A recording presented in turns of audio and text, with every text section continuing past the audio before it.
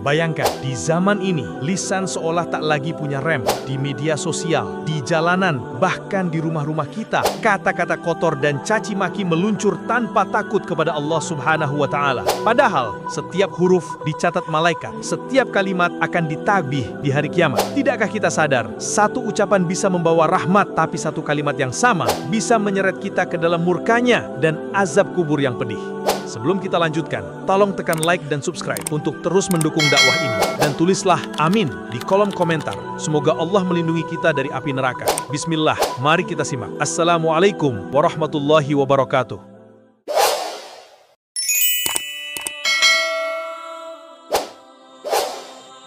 Dalil tentang menjaga lisan. Di antara anggota tubuh yang paling kecil, lisan adalah yang paling ringan digerakkan. Hanya segumpal daging di dalam mulut, tapi mampu mengangkat derajat seseorang setinggi langit atau menjatuhkannya sedalam neraka. Betapa banyak manusia yang terperosok ke jurang kehinaan hanya karena lisannya, bukan karena kekurangan hartanya, bukan pula karena lemahnya tubuhnya. Lisan yang panjangnya tak lebih dari sejengkal bisa menjadi sebab ampunan Allah, tapi juga bisa mengundang kemurkaannya. Rasulullah mengingatkan kita dalam hadis yang masyhur, barang siapa beriman kepada Allah dan hari akhir, hendaklah ia berkata baik atau diam. Hadis riwayat Bukhari dan Muslim. Betapa indahnya nasihat Rasulullah ini. Hanya dua pilihan yang beliau berikan, berkata baik atau diam. Tidak ada pilihan ketiga. Tidak ada ruang bagi caci maki, hinaan atau sumpah serapah. Sebab setiap kata yang keluar dari lisan akan menjadi saksi pada hari kiamat. Allah menegaskan, tiada suatu ucapan pun yang diucapkannya, melainkan ada di dekatnya malaikat pengawas yang selalu siap atau mencatat. Ayat ini membuat para sahabat Rasulullah sangat berhati-hati. Mereka takut jika satu kalimat saja yang keluar dari mulut mereka kelak menjadi sebab turunnya murka Allah. Imam Nawawi rahimahullah dalam kitab Riyadhus Shalihin menegaskan bahwa hadis ini adalah pedoman bagi setiap mukmin. Menurut beliau, seorang muslim yang benar-benar beriman pasti menjaga lisannya, karena lisan adalah cermin iman di dalam hati. Imam Al-Ghazali rahimahullah dalam Ihya Ulumuddin menulis bahwa lisan ibarat pedang bermata dua, bisa menyelamatkan, bisa pula membinasakan. Beliau berkata, kebanyakan dosa anak Adam bersumber dari dua hal, perut dan lisan. Maka betapa pentingnya seorang mukmin menundukkan lisannya sebagaimana ia menundukkan pandangan dan hawa nafsunya. Ibnu Hajar Al-Asqalani rahimahullah ketika mensyarah hadis-hadis tentang lisan dalam Fathul Bari menyebutkan bahwa orang yang menjaga lisannya dari perkataan sia-sia akan dipelihara oleh Allah dari tergelincir ke dalam dosa besar. Sebaliknya, orang yang membiarkan lisannya liar akan terjatuh dalam dosa yang tak terhitung banyaknya, meskipun ia menganggapnya remeh. Perhatikan pula sabda Rasulullah yang diriwayatkan oleh Abu Hurairah radhiyallahu anhu. Sesungguhnya seorang hamba mengucapkan suatu kalimat yang diridhoi Allah tanpa ia sadari, lalu Allah mengangkatnya beberapa derajat. Dan sesungguhnya seorang hamba mengucapkan suatu kalimat yang dimurkai Allah tanpa ia sadari, lalu ia terjerumus ke dalam neraka karenanya. Hadis riwayat Bukhari. Betapa banyak manusia yang tanpa sadar melemparkan kata-kata yang menyakiti hati saudaranya, menghinakan ciptaan Allah atau bahkan melaknat dirinya sendiri. Padahal satu kalimat yang diucapkan dengan sembrono bisa menyeret pemiliknya ke dalam azab kubur dan neraka. Imam Syafi'i rahimahullah pernah menasihati murid-muridnya dengan kata-kata yang menyentuh hati. Jika engkau ingin berbicara, maka pikirkanlah. Jika jelas padamu bahwa ucapanmu tidak akan mendatangkan mudarat, bicaralah. Namun jika engkau ragu, maka diam lebih selamat.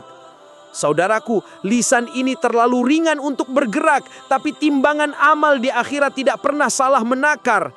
Karena itu, para ulama salaf terdahulu bahkan sering menangis karena takut akan dosanya sendiri yang keluar dari lisan mereka. Mereka sadar setiap kata yang diucapkan akan diputar ulang di hadapan Allah pada hari kiamat, tanpa ada satu huruf pun yang terlewatkan.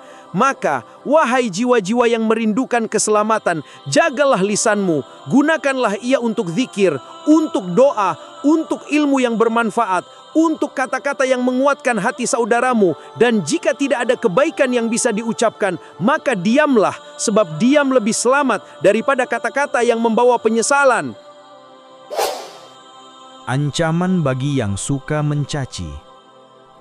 Tahukah engkau bahwa setiap kata yang keluar dari lisan bukan sekedar angin yang berlalu, bukan sekedar suara yang hilang di telan udara?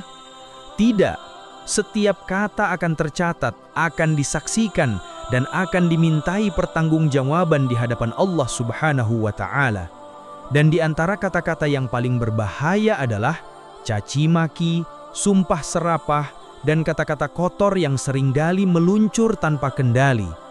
Rasulullah dengan tegas memperingatkan, seorang mukmin bukanlah orang yang suka mencela, melaknat, berkata keji, dan berkata kotor.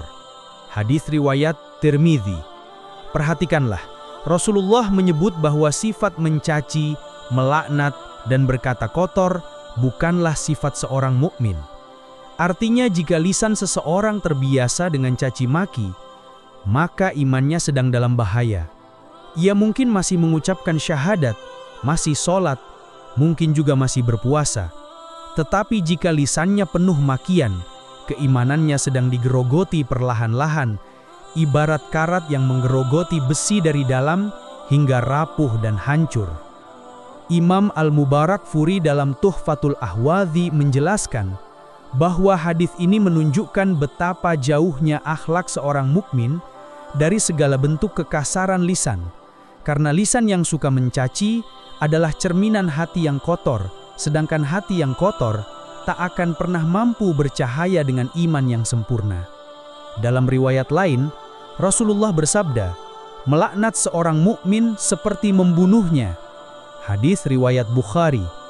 Betapa mengerikannya, satu kalimat laknat yang keluar dari lisan bisa sebanding dosanya dengan menghilangkan nyawa seorang mukmin. Ibnu Hajar Al-Asqalani dalam Fathul Bari menjelaskan bahwa yang dimaksud di sini adalah sama-sama mengandung dosa besar, karena laknat berarti mengusir seseorang dari rahmat Allah, dan itu bukan hak manusia untuk mengatakannya. Tidak hanya di dunia, bahkan di alam kubur pun lisan yang kotor akan menuntut pemiliknya. Dalam hadis tentang dua penghuni kubur yang diazab, Rasulullah bersabda, sesungguhnya keduanya sedang diazab, dan tidaklah keduanya diazab karena dosa besar, menurut anggapan manusia. Salah satunya diazab karena suka mengadu domba dengan lisannya. Hadis riwayat Bukhari dan Muslim. Perhatikan, hanya karena ucapan yang memecah belah, seseorang bisa diazab di kuburnya. Lalu bagaimana dengan orang yang lisannya penuh dengan caci maki, sumpah serapah, dan hinaan kepada sesama muslim? Imam Nawawi rahimahullah dalam syarah Sahih Muslim menegaskan bahwa dosa lisan seringkali dianggap remeh, padahal ia termasuk penyebab utama azab kubur dan neraka. Beliau berkata, orang yang berakal seharusnya lebih banyak diam, kecuali jika ada kebaikan yang jelas, sebab lisan adalah pintu terbesar menuju dosa. Al-Ghazali rahimahullah bahkan menyebut lisan sebagai binatang buas yang dilepaskan. Jika tidak dikendalikan, ia akan menerkam pemiliknya sendiri. Kata-kata yang keluar tanpa dikontrol bisa melukai hati orang lain, bisa memecar persaudaraan, bahkan bisa menjerumuskan ke dalam laknat Allah. Bayangkan saudaraku, setiap kali seseorang mencaci saudaranya, mengucapkan sumpah serapah, atau melaknat makhluk Allah, semua itu naik ke langit, lalu dicatat para malaikat tanpa ada satupun yang terlewat. Dan di hari kiamat kelak, semua itu akan diputar ulang di hadapan manusia. Betapa malunya jika ribuan kata kotor yang pernah kita ucapkan menjadi saksi di hadapan seluruh makhluk, di hadapan Allah yang Maha Adil.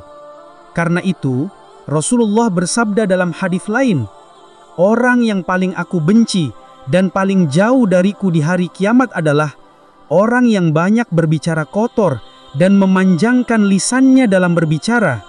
Hadis riwayat Tirmidzi. Apakah kita rela menjadi orang yang paling dibenci Rasulullah di hari kiamat hanya karena lisan kita yang tak terjaga?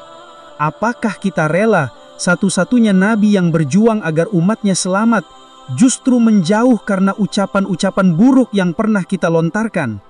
Saudaraku, jika kita renungkan semua dalil ini, betapa besar ancaman bagi orang yang suka mencaci dan melaknat.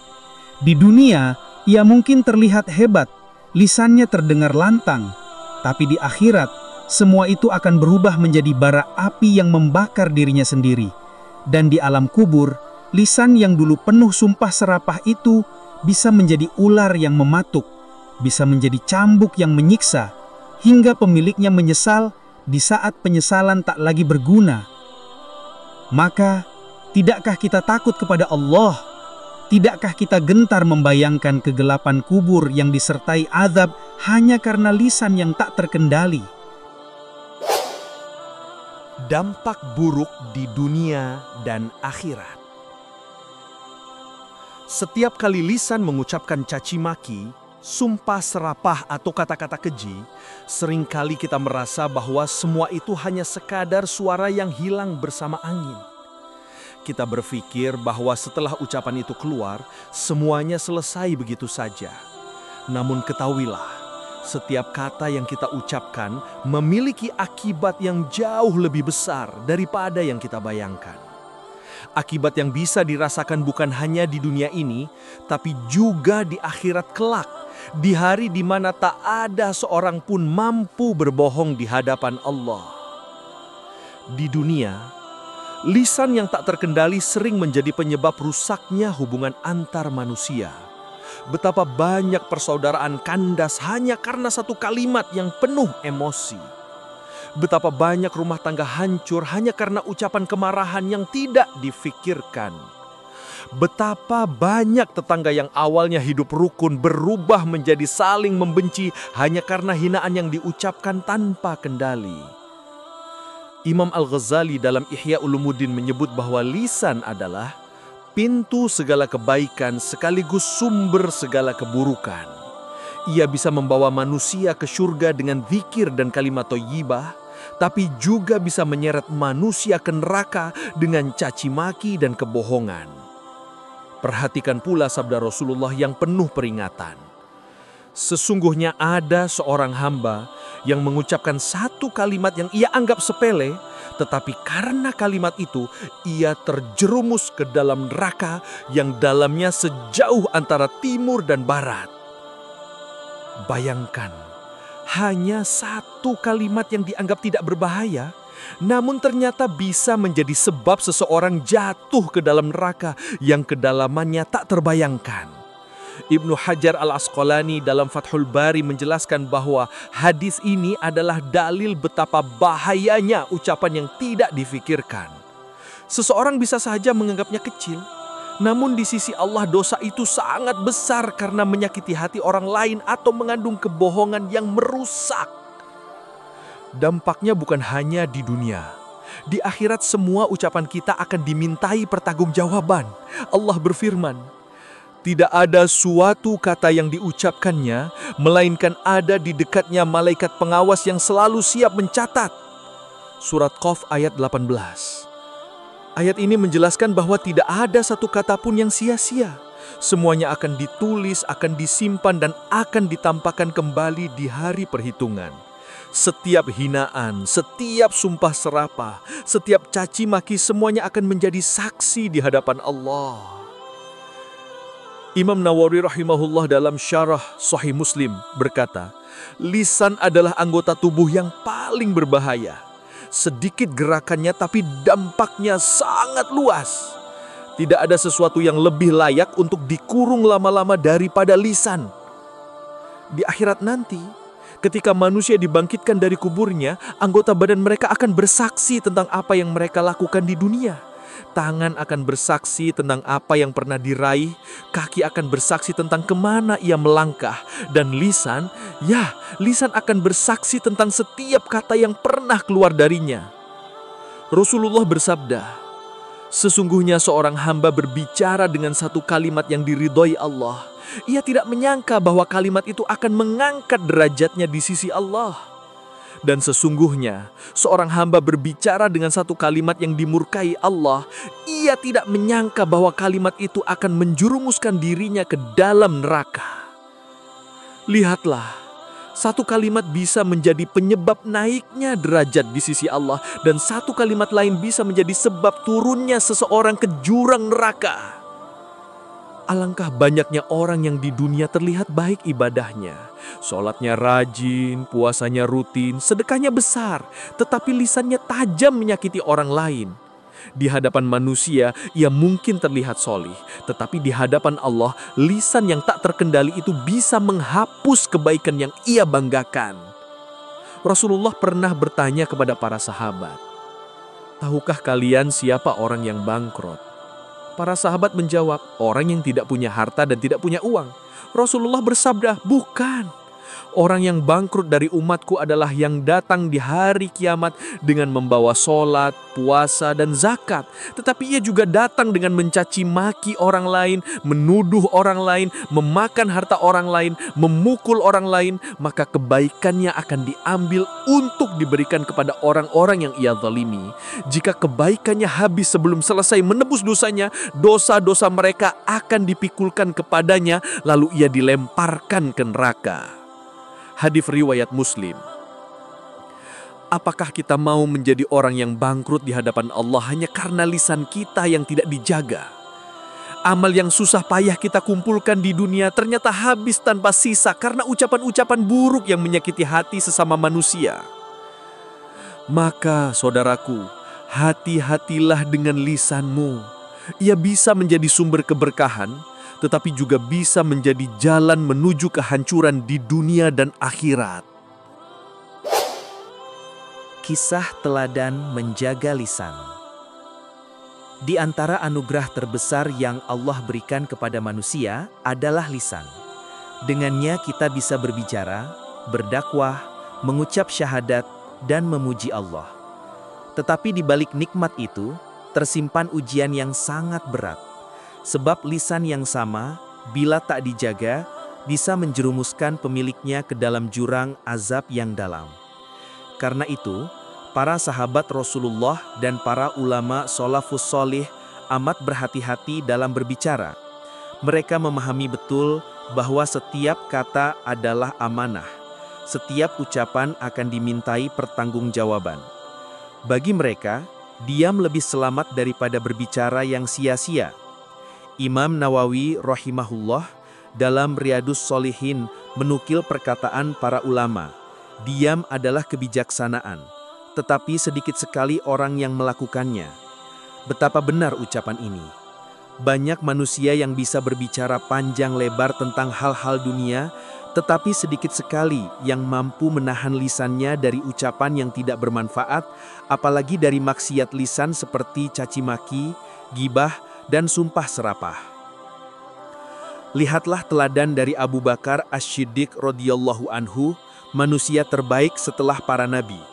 Diriwayatkan bahwa suatu hari ia memegang lidahnya sendiri sambil berkata, "Inilah yang menjerumuskan aku ke dalam kebinasaan." Padahal Abu Bakar adalah sahabat yang dikenal sangat lembut tutur katanya, penuh kasih sayang dan tidak pernah berkata kotor. Namun ia tetap takut lisannya bisa membawa dosa di hadapan Allah. Kalau seorang Abu Bakar saja takut, bagaimana dengan kita yang setiap hari lisannya tak lepas dari keluhan, hinaan, atau bahkan kata-kata yang jauh dari zikir kepada Allah. Khalifah Umar bin Khattab radhiyallahu anhu yang dikenal tegas dan pemberani juga pernah berpesan, "Barang siapa banyak bicara, maka banyak salahnya. Barang siapa banyak salahnya, maka sedikit rasa malunya. Barang siapa sedikit rasa malunya, maka sedikit pula ketakwaannya. Barang siapa sedikit ketakwaannya, maka hatinya akan mati." Perkataan Umar ini seperti kilat yang menyambar hati kita. betapa rantai dosa itu bisa bermula hanya dari ucapan yang tak terkendali.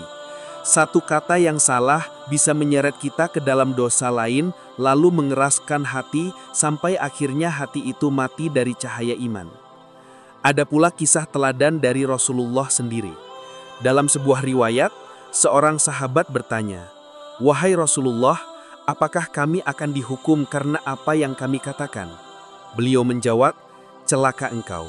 Bukankah manusia akan diseret di atas wajahnya ke dalam neraka hanya karena hasil ucapan lisannya?" Hadis riwayat Tirmizi. Hadis ini jelas menunjukkan bahwa neraka bukan hanya dipenuhi oleh pezina, peminum khamar, atau pembunuh, tetapi juga oleh orang-orang yang lisannya tak pernah dijaga. Mereka yang meremehkan ucapan, padahal setiap kata adalah catatan amal. Imam Ibnu Hajar Al-Asqalani dalam Fathul Bari menjelaskan maksud hadis ini adalah bahwa ucapan buruk bisa menjadi dosa yang sangat berat jika disertai niat merendahkan orang lain, menyebarkan fitnah, atau memancing permusuhan. Bahkan Imam Al-Ghazali dalam Ihya Ulumuddin menuliskan satu bab panjang tentang bahaya lisan, menyebutkan setidaknya 20 dosa besar yang bersumber dari ucapan, diantaranya ghibah, namimah atau adu domba, sumpah palsu, kebohongan, penghinaan, doa kejelekan untuk sesama, hingga perdebatan sia-sia. Bayangkan, 20 dosa besar itu bisa keluar dari satu anggota tubuh yang ukurannya hanya beberapa sentimeter ini. Tak heran jika para ulama salaf sering berkata, betapa banyak orang yang lisannya lebih tajam daripada pedangnya. Dan kelak di hari kiamat, pedang itu akan berbalik melukai pemiliknya sendiri. Maka, kisah para sahabat dan para ulama ini seharusnya menjadi cermin bagi kita. Mereka yang sudah dijamin surga saja masih takut berbicara sembarangan, sementara kita yang tidak punya jaminan apa-apa begitu mudah mengumbar caci maki di jalanan, di media sosial, bahkan kadang kepada orang tua dan keluarga sendiri. Saudaraku, sebelum setiap kata terucap, tanyalah pada diri sendiri, apakah ucapan ini akan mendekatkanku kepada Allah atau justru menjauhkanku dari rahmat-Nya? Apakah ucapan ini akan memberatkan timbangan amal baikku atau malah menambah dosaku di hadapan Allah? Karena pada akhirnya, semua ucapan akan kembali kepada kita. Di dunia mungkin kita bisa berkelit, tapi di akhirat, lisan kita sendiri yang akan menjadi saksi. Cara membersihkan lisan. Setelah kita merenungi betapa dahsyatnya akibat lisan yang tak terkendali, muncul pertanyaan yang mengguncangkan hati. Bagaimana cara menyelamatkan diri dari bencana ini? Bagaimana caranya agar lisan kita tidak menjadi bahan bakar api neraka, tetapi justru menjadi jalan menuju surga? Para ulama ahlu sunnah memberikan banyak nasihat yang dalam tentang hal ini. Imam An-Nawawi rahimahullah dalam Al-Adhkar menekankan bahwa kunci keselamatan lisan adalah dengan memperbanyak dzikir dan membiasakan ucapan baik. Ketika hati selalu dipenuhi dengan mengingat Allah, lisan akan enggan mengucapkan hal-hal yang sia-sia atau haram. Beliau menulis, lisan yang sibuk dengan dzikir akan selamat dari ucapan yang dimurkai Allah. Inilah rahasia mengapa para sahabat Rasulullah lisannya begitu bersih. Mereka bukan sekadar diam, tetapi menggantikan ucapan buruk dengan dzikir, doa, istighfar, dan tilawah Al-Quran. Rasulullah pernah ditanya tentang amalan yang paling utama. Beliau menjawab, hendaklah lisanmu senantiasa basah karena mengingat Allah. Kalimat ini sederhana, tapi mengandung obat bagi hati dan lisan yang sakit. Semakin sering kita menyebut nama Allah, semakin sedikit ruang bagi syaitan untuk menguasai lidah kita. Imam Al-Ghazali dalam Ihya Ulumuddin menyebutkan beberapa langkah praktis membersihkan lisan. 1. Menyibukkan lisan dengan Al-Quran. Membaca Al-Quran bukan hanya ibadah, tapi juga latihan spiritual, agar lidah terbiasa dengan ucapan suci. Ibnu Hajar Al-Asqalani menjelaskan orang yang terbiasa membaca Al-Quran akan merasa berat mengucapkan kata-kata yang keji, karena lidahnya sudah akrab dengan kalamullah yang mulia. 2. Berdoa agar dijaga dari ucapan buruk. Rasulullah mengajarkan doa indah. Ya Allah, perbaikilah bagiku agamaku yang menjadi penjaga urusanku. Perbaikilah duniaku, tempat kehidupanku, dan perbaikilah akhiratku, tempat kembaliku. Termasuk dalam perbaikan agama adalah menjaga lisan dari maksiat. 3. Berteman dengan orang soleh. Lingkungan sangat berpengaruh terhadap ucapan. Orang yang sering berkumpul dengan penuntut ilmu, ahli zikir, dan orang-orang berakhlak baik akan ikut terbawa pada pembicaraan yang bersih dari maksiat. Sebaliknya, mereka yang suka nongkrong dengan pengumpat dan penghibah akan sulit menjaga lisannya. 4. Menghindari perdebatan sia-sia. Imam Malik rahimahullah dikenal sangat menjaga lisannya dari perdebatan yang tidak bermanfaat. Beliau berkata, "Setiap kali aku melihat seorang yang suka berdebat tentang agama, aku melihat hatinya keras dan jauh dari hidayah." Perdebatan seringkali berakhir dengan amarah, caci maki, dan saling merendahkan. 5. Muraqabah atau merasa diawasi Allah. Syekhul Islam Ibnu Taimiyah berkata, seorang hamba tidak akan selamat sampai ia menyadari bahwa setiap ucapannya didengar oleh Allah dan akan dimintai pertanggungjawaban. Rasa diawasi inilah yang membuat seseorang berpikir 1000 kali sebelum berbicara. 6. Merenungi akibat buruk ucapan. Mengingat kembali hadis Rasulullah.